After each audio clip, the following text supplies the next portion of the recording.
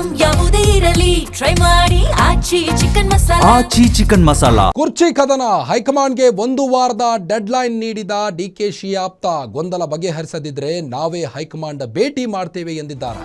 ಮದ್ದೂರಿನಲ್ಲಿ ಡಿಕೆಶಿ ಆಪ್ತ ಕದಲೂರು ಉದಯ್ ಗುಡುಗಿದ್ದಾರೆ.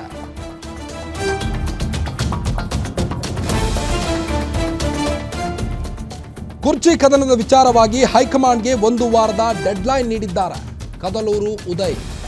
ಡಿಕೆಶಿ ಆಪ್ತರಾಗಿದ್ದ ಇವರು ಗೊಂದಲವನ್ನ ಬಗೆಹರಿಸದಿದ್ದರೆ ನಾವೇ ಹೈಕಮಾಂಡ್ ಭೇಟಿ ಮಾಡ್ತೀವಿ ಎಂದಿದ್ದಾರೆ. ಮದ್ದೂರಿನಲ್ಲಿ ಡಿಕೆಶಿ ಆಪ್ತ ಕದಲೂರು ಉದಯ್ ಗುಡುಗಿದ್ದಾರೆ. ಮದ್ದೂರಿನಲ್ಲಿ ಸಿದ್ದರಾಮಯ್ಯನವರನ್ನೇ ಸಿಎಂ ಆಗಿ ಮುಂದುವರಿಸಲಿ, ಇಲ್ಲ ಬದಲಾವಣೆ ಯಾವಾಗ ಮಾಡ್ತಾರೆ ಅನ್ನೋದರ ಬಗ್ಗೆ ಆದರೂ ಹೇಳಲಿ ಅಂತ ಹೈಕಮಾಂಡ್ಗೆ ಡೆಡ್ಲೈನ್ ನೀಡಿದ್ದಾರೆ. ಸಿಎಂ ಬದಲಾವಣೆ ಗೊಂದಲ ಬಿಜೆಪಿಗೆ ಅಸ್ತ್ರವಾಗ್ತಿದೆ. ಇದರಿಂದ ನಮ್ಮ ಸರ್ಕಾರ ಮುಜುಗರಕ್ಕೆ ಈಡಾಗಿದ್ದು ಯಾವಾಗ ಬದಲಾವಣೆ ಮಾಡ್ತಾರೆ ಅನ್ನೋದರ ಬಗ್ಗೆ ಆದರೂ ಹೇಳಲಿ ಅಂತ ಹೈಕಮಾಂಡ್ಗೆ ಡೆಡ್ಲೈನ್ ನೀಡಿದ್ದಾರೆ. ಅಥವಾ ಸಿಎಂ ಸಿದ್ದರಾಮಯ್ಯನವರೇ ಮುಂದುವರಿಲಿ ಅಥವಾ ಡಿ ಕೆ ಶಿವಕುಮಾರನ್ನ ಬದಲು ಮಾಡ್ತಾರಾ ಅನ್ನೋದನ್ನ ಹೈಕಮಾಂಡ್ ನಿರ್ಧಾರ ಮಾಡಲಿ ಅಂತ ಗುಡುಗಿದ್ದಾರೆ ಉದಯ್ ಅವರು. ಗೊಂದಲ ಬಗೆಹರಿಸಿ ಪಕ್ಷದ ಡ್ಯಾಮೇಜ್ ತಪ್ಪಿಸಿ ಎಂದಿದ್ದಾರೆ ಉದಯ್ ಅವರು.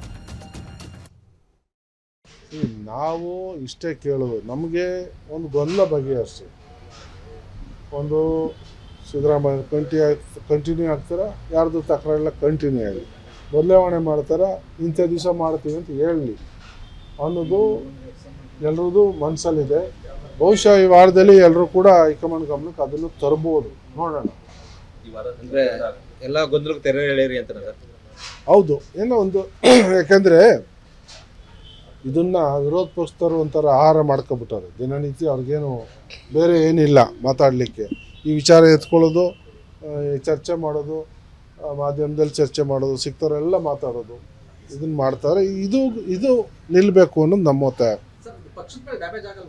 ಯಾವುದು ಅದಕ್ಕೋಸ್ಕರ ಇದಕ್ಕೆ ತೆರೆ ಇಲ್ಲಿರಿ ಅಂತಲೇ ನಾವು ಕೇಳ್ತಾ ಇರೋದು. ಯಾವುದು ಈಗ ನಾವು ಎಲ್ರಿಗೂ ಹೇಳಿದ್ದೀವಿ, ನಮ್ಮ ರಾಜ್ಯ ನಾಯಕರ ಒಳಗೆ ಅದು ನೋಡೋಣ. ಇನ್ನೂ ಒಂದು ವಾರ ಈ ಮಂತಲ್ಲಿ ನೋಡ್ತೀವಿ. ಇಲ್ಲ ಇದೇನೋ ಬಗೆಹರಿಯಲ್ಲ, ಇವರು ಯಾರು ಆಸಕ್ತಿ ತೋರಲ್ಲ ಅಂದರೆ ನಾವೇ ಹೋಗಿ ನೇರವಾಗಿ ಹೈಕಮಾಂಡ್ ಮೇಲೆ ಒತ್ತಾಯ ಮಾಡ್ತೀವಿ. ನಿಮ್ಮೂರಿನಿಂದ ವಿಶ್ವ ಮಟ್ಟದವರೆಗೆ ರಾಜಕೀಯ, ಸಿನಿಮಾ, ಸ್ಪೋರ್ಟ್ಸ್ ಯಾವ ಸುದ್ದಿಯೂ ಮಿಸ್ ಆಗಲ್ಲ. ಬರೀ ಸುದ್ದಿಯಷ್ಟೇ ಅಲ್ಲ, ಜೊತೆಯಲ್ಲೇ ಇರುತ್ತೆ ವಿಶ್ಲೇಷಣೆ. ಗ್ಯಾರಂಟಿ ನ್ಯೂಸ್ ನ ಸಬ್ಸ್ಕ್ರೈಬ್ ಮಾಡಿ, ಫಾಲೋ ಮಾಡಿ, ಕ್ಷಣ ಕ್ಷಣದ ಅಪ್ಡೇಟ್ಸ್ ಪಡೆಯಿರಿ.